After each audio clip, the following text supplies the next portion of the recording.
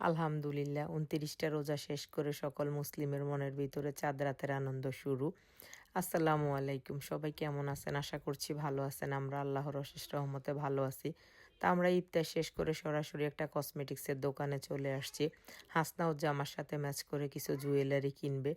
তো এখানে ঢুকেই অনেক ধরনের ইয়াররিং রাখা আছে। তো জামার সাথেও এক একটার পর এক একটা ম্যাচ করে করে দেখতেছে যে কোনটা ভালো লাগে জামার কালারের সাথে আর কি। আর আমাকে এনে দেখাচ্ছে, আম্মু দেখো কোনটা ভালো লাগে।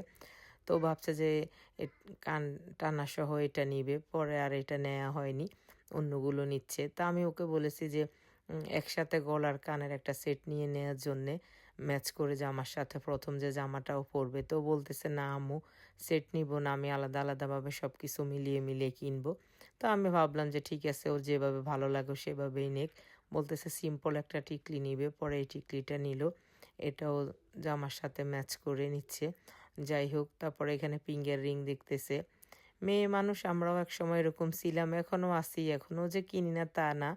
তো এখন হচ্ছে আগে মেয়েকে সব কিছু কেনার প্রাধান্য আগে দেই, মানে ও সব কিছু আগে নিলে পরে আমি নেই, এরকম আর কি। অথবা ও কিনতে গেলেও আমার জন্যেও নেয়, ওর জন্যেও নেয়। আবার আমি একা গেলে আমি ওর জন্যেও নিই, আমার জন্যেও নিই। তবে ওকে এখন আগে কিনে দিই, ওর সব কিছু আগে।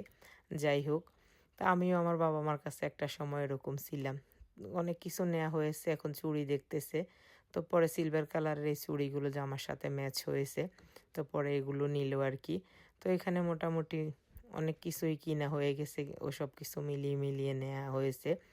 যাই হোক, তারপরে এখন মেহেদি দিতে চলে আসলাম।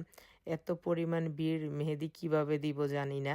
যে যে আপুটার কাছে যাই সেখানে গেলে দেখি যে সব সিরিয়াল দেয়া আছে। তো অবশেষে ওকে এক জায়গায় বসিয়ে দিয়ে আসছি। আর আমি এসে একজনকে একটু ফ্রি পাইছি, তো ওনাকে বললাম যে আপু, আপনি আমার মেহেদিটা দিয়ে দেন। তো পরে এখানে আমিও খুব সিম্পলভাবে মেহেদি দিয়ে নিয়েছি। তো মেহেদি দিচ্ছি আর মনে মনে ভাবতেছি যে মেহেদি তো দিচ্ছি, এখন বাসায় গিয়ে যখন রান্নাবান্না শুরু করব, কাজকর্ম শুরু করব, তখন এই মেহেদি কোথায় চলে যাবে। যাই হোক, তো আমি খুব সিম্পলভাবেই দিয়েছি, অত গর্জিয়াস দেইনি। আর হাসনা দুই হাতেই খুব গর্জিয়াস করে দিবে, এই আর কি। তো এখানে আমাদের মেহেদি দেয়া শেষ, তারপরে চলে আসলাম যে এখন ফুচকা খাবো সবাই মিলে। তো এখানে মাকসুদ ফুচকার অর্ডার দিয়ে দিয়েছে, আর আমরা এখানে দাঁড়িয়ে আছি। হাসনা বারবার মেহেদিগুলো দেখাচ্ছে, ওর খুবই ভালো লেগেছে, এটা ওর পছন্দের একটা ডিজাইন। যাই হোক, তো এখানে হচ্ছে আমরা কেউ নিয়েছি দই ফুচকা, আমি আর হাসনা খাবো দই ফুচকা, আর ওরা খাবে রেগুলার ফুচকা। তো ওদের রেগুলার ফুচকাটা আগে রেডি হয়ে গেছে, তো ওরা ওদেরগুলো নিয়ে আসছে। আর মাকসুদ বলতেছে আপু আমি আপনাকে খাওয়াই দিই। তো মাকসুদ আমাকে খাইয়ে দিল। আর হাসনা জনিকে আর মিনাজকে বলতেছে যে দেখো দেখো, এটাকে বলে ভাই বোনের ভালোবাসা, মামা আম্মুকে খাওয়াই দিচ্ছে আর তোমরা কেউ আমাকে খাওয়াই দাও না। তো পরে এখন জনি আর মিনহাজ বলতেছে আসো আমরাও তোমাকে খাওয়াই দিই। যাই হোক, তো এখন মিনাজ আবার হাসনাকে খাওয়াই দিল আর কি। আর এখানে মাকসুদ আমাকে খাওয়াই দিচ্ছে, কারণ আমাদের দুই হাতে মেহেদি দেয়া, হাতে খেতে পারতেছিলাম না। তো এই দিয়ে আমাদের দই ফুচকাটাও রেডি।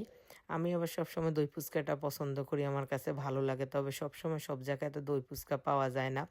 তো ফুচকা খাওয়ার পরে এখানে ওনাকে তো অনেকেই চিনেন, জিসরাত শিমু। তো আমার ফ্রেন্ড, আবার ছোট বোনও বলতে পারেন।